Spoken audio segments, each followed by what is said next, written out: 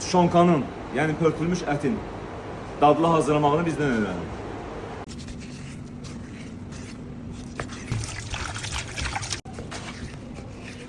Şonka üçün hazırlanan ət kub şəklində doğranılır, yuyulur, qurudulur.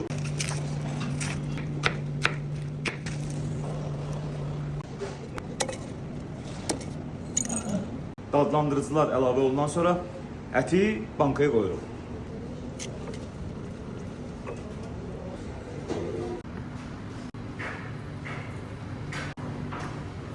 Sonda isə üstünə duz, quyruq və gündə qızardılmış pomidor qoyulur.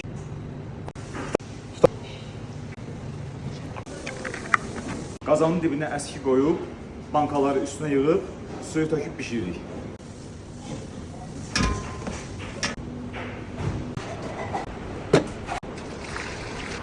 Suyu bankanın qapağına qədər süzürük, qaynamamaq şərti ilə orta temperaturda 7 saat bişiririk. Şonka, yəni pörtülmüş ətimiz hazırdır. Çıxardırıq, soyuduruq. Şonkamız soyub hazırdır. Ətin yumuşaqlığının şahidi özünüz ola bilərsiniz. Ət maşallah pambıq kimidir. Kanal dəyişməyin. Görüşsün inşallah.